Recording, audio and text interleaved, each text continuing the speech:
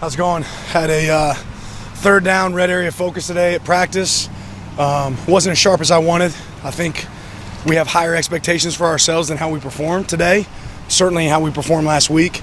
Like I said before, our biggest opponent right now is Oregon. We got to perform better as our team before we start worrying about other teams. That being said, Eastern Washington certainly presents a lot of challenges. They have a really good passing attack.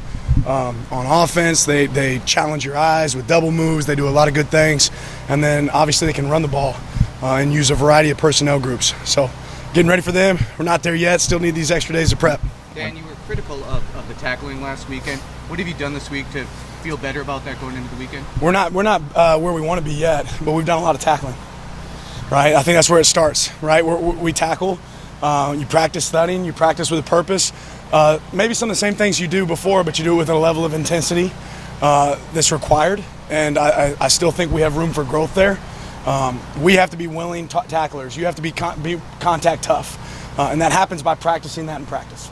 After looking over the film, was that the main issue? Is it just an unwillingness to tackle? Not an unwillingness. It's not executing the technique properly. Right? Every one of our players want to perform well. Right, they want to do a good job, right? There's a difference in wanting to do it and doing it. You have to take your weaknesses that you're not good at and work on it harder, right? Everybody wants to do what they're good at, right? I want to go to practice and practice catching the ball if I'm a wideout, right? Throwing touchdowns if I'm a QB, right? What they don't want to do is practice things they're not good at, and that's what we have to do, is practice what we're not good at. And until we get good at winning on the perimeter from a blocking standpoint and a destruction standpoint, tackling in practice and breaking tackles in practice, then we're not going to do it in a game the way we want to do it.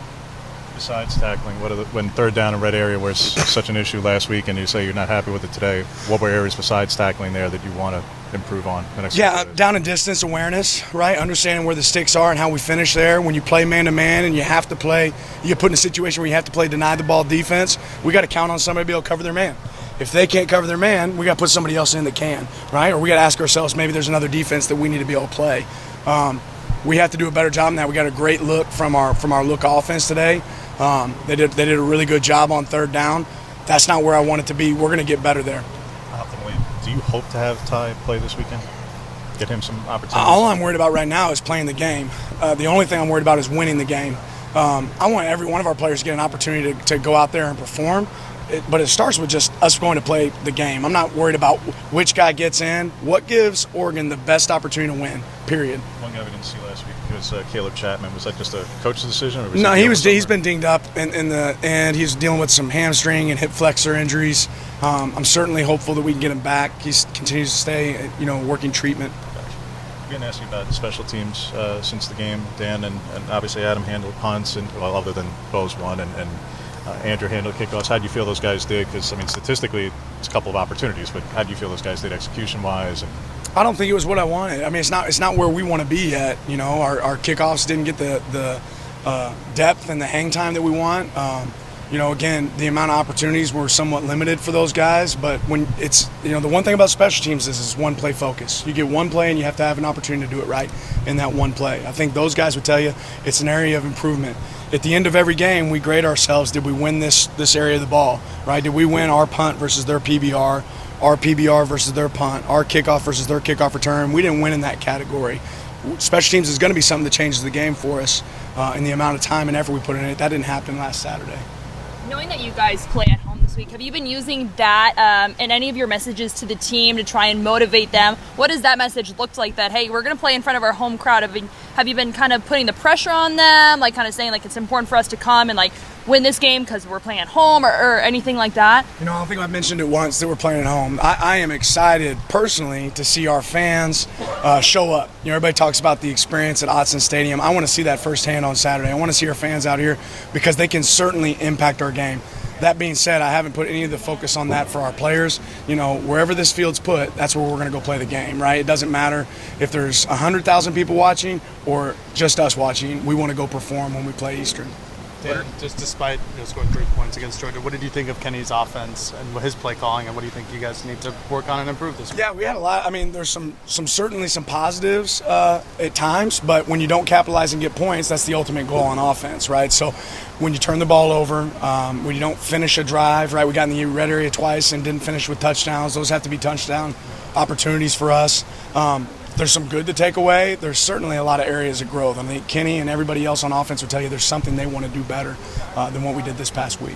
How are you guys using some of these losses or some of these practice mistakes that you've had this past week to grow and learn as a team?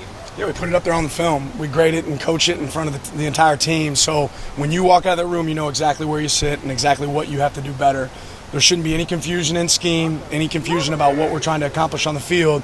The only thing that needs to be assessed is our performance within that call.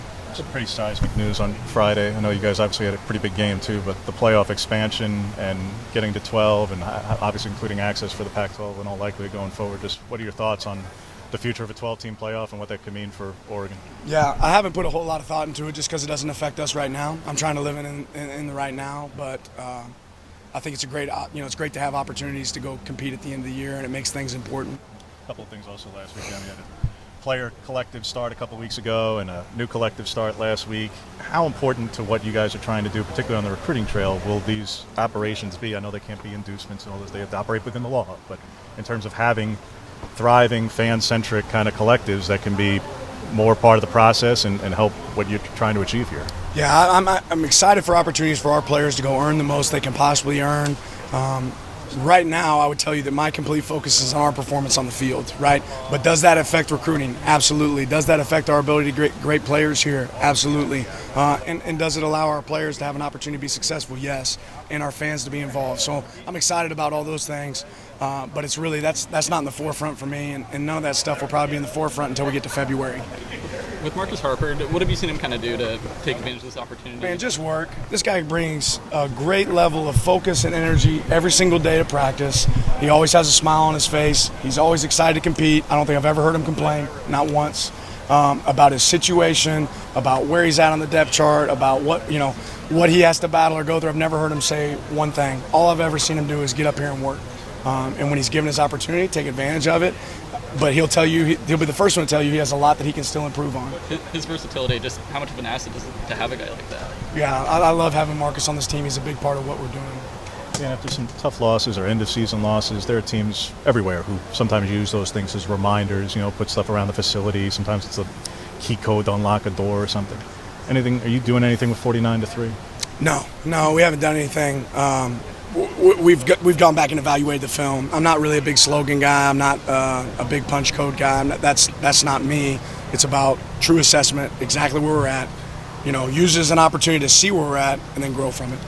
Then do you want one of those running backs to emerge as kind of a bellwether running back? Or are you fine with the running back by committee approach?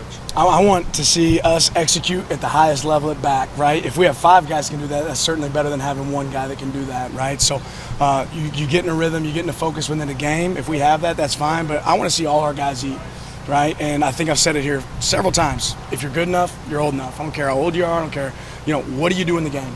That's what it's about. What do you do in practice equates to what you do in the game, right? If you do it in practice, it's going to carry over to the field. Appreciate you guys. Thanks, man.